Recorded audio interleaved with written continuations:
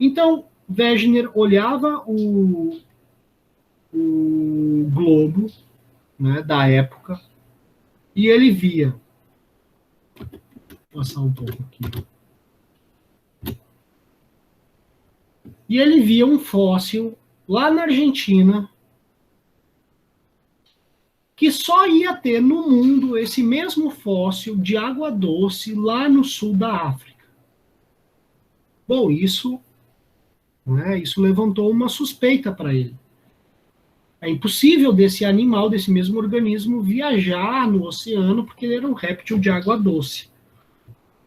Para além desses dois fósseis, ele percebia que o formato da América do Sul se encaixava no oeste da África. Então, tudo isso começou a virar uma pulga atrás da orelha, né, de Wegener. Por sua vez, ele viu que um outro fóssil de uma planta, agora a Glossopteris, ela habitava essa planta todos os continentes da chamada Gondwana, que ele não sabia ainda de Gondwana, mas onde ele estudou, no mundo inteiro, né, ele viu que esse fóssil da Glossopteris, ele havia na América do Sul, na África, em um pedaço da Índia também, na Austrália e ainda passava por um pedaço da Antártida. E, repetindo, outro ainda animal, né, extinto, mas que os vestígios fósseis possibilitou ele a estudar, o Listrosaurus habitava a África, a Índia e também a Antártida. Então, Wegener ele elaborou a teoria chamada deriva continental. Por isso, lá no início, deriva continental e tectônica de placas. A teoria, o termo deriva continental é cunhado por Wegener, porque ele acreditava que os continentes migravam. América do Sul, África, Austrália, Índia e Antártida. Ou seja, ele buscou comprovar isso a partir dessas evidências de fósseis, porém ele foi considerado louco na época. Os geólogos, né, que ele estava errado e que isso era impossível de acontecer, o deslocamento dos continentes. E essa teoria de Wegener ficou esquecida, lembrando que ela foi elaborada há mais de 100 anos atrás. Então, pessoal, antes de eu explicar como é que se chegou da deriva continental até a chamada tectônica de placas, a gente precisa compreender um pouco dessa estrutura interna da Terra. Tá? Aqui vocês podem observar uma fatia, né, do nosso planeta que vai até o interior, até o núcleo metálico, certo? Eu comentei na aula passada com vocês que o nosso planeta ele tem a mesma matéria que aquele meteorito que caiu esses dias. A diferença do meteorito e do nosso planeta é que nosso planeta gira dentro de um eixo de rotação há bilhões de anos. Isso em laboratório, muitas vezes, a gente conhece um experimento chamado, né, força centrífuga ou força centrípeta. Né? Essa força ela acaba por expelir moléculas mais leves primeiro e concentrar as mais densas no seu centro.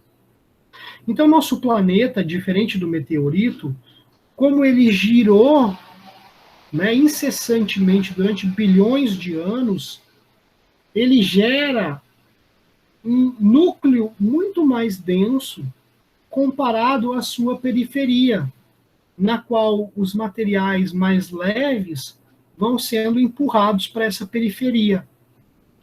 Então, aqui, nessa primeira fatia, nós já vemos uma estruturação do manto, né, de acordo com um núcleo extremamente denso, né, 13,5 gramas por centímetro cúbico. Quando eu chego aqui na crosta, vejam que eu tenho uma crosta de 2,7 gramas por centímetro cúbico e 3 gramas por centímetro cúbico. Aqui a diferença, a crosta oceânica, ela é mais densa do que a crosta continental, que é mais leve. Tá? Aqui nós temos algumas medidas para essa densidade, ou seja, a nossa crosta é muito mais leve comparado à densidade do núcleo. Aqui descrevendo, portanto, o ciclo tectônico. Né?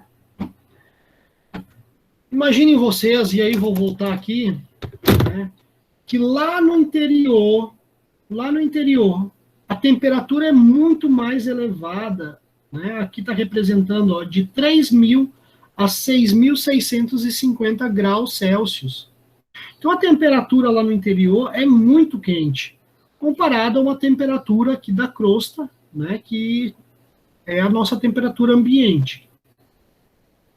Então, imaginem que nesse manto, tá, existe um manto mais quente, que é o que está lá no fundo, lá embaixo, ele é mais quente, comparado ao manto superior, que é um pouco mais frio. Essa ascensão de magma, ela chega até a crosta, ó, ascensão de magma basáltico. Então, esse magma, ele chega na crosta, deixando a crosta cada vez mais fina. E quando a crosta fica muito fina, a casquinha dela, sólida, ela começa a se fragmentar e ceder. Se fragmenta e cede. Quando cede, entra em contato com o manto quente e se derrete, e aí o manto sobe. O manto sobe e se solidifica em contato com a água do fundo do oceano. Então, nós temos num eixo, né, esses locais aqui que originou a separação da África para um lado e da América do Sul para o outro. Ou seja, Gondwana existiu, era esse continente, supercontinente do hemisfério sul. Né? Não só a África e a América, outros ainda eram unidos. Mas, a exemplo da nossa América do Sul e da África, elas eram unidas e começou a se separar porque se formou, né, no meio desse supercontinente Gondwana, uma linha, né, onde o magma chegava e acabava empurrando para os lados placas, as placas tectônicas, né? Vejam que a placa tectônica da América do Sul, ela é desde o meio do Oceano Atlântico até o limite da América do Sul com o Oceano Pacífico. Então vejam que à medida que a América do Sul, o continente, se separou da África, apareceu aqui no meio rocha nova, rocha que vem subindo, vem preenchendo esses espaços e empurrando para os lados.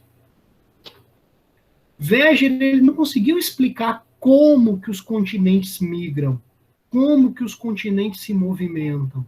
Mas a partir deste estudo, quando se estuda o fundo do oceano, e a partir dessa imagem bem chamativa que está na tela de vocês, se descobre o seguinte, que eu vou acrescentar lá no título da nossa apresentação. A teoria da tectônica de placas é aquela ideia de Wegener de que existe uma migração dos continentes, mas sozinho ele não explicou. A ideia que dá fundamento à tectônica de placas, né, é aquela que apresenta como que esses continentes migram, né, que é como? A partir da expansão do fundo do oceano. E essa bacia oceânica, ela é formada por uma crosta oceânica, que é uma crosta fina. Tá? Então, no fundo do oceano, nós temos uma rocha, uma crosta, né? Todo o conjunto de rochas, a camada de rochas fina. E ela também é mais densa comparado ao continente. Ou seja, aqui ó, nós temos uma crosta muito mais espessa do que a crosta oceânica. Então, o continente ele tem uma densidade mais leve do que o oceano. É por isso que quando eu colidi uma placa oceânica, que, como a de Nazca, né, que está no fundo do Oceano Pacífico, quando eu colidi uma placa oceânica com uma placa continental muito mais espessa e leve, essa placa continental ela fica por cima, porque ela é mais leve. E a densa e fina, ela acaba indo por baixo. Não só ela vai por baixo, como ela volta para o manto. Ok? Então, isso é muito importante de vocês fixarem. No fundo do oceano, nós temos crosta oceânica. No continente, nós temos crosta continental. A crosta oceânica, ela é mais jovem e mais densa. Já a crosta continental, ela é muito mais antiga.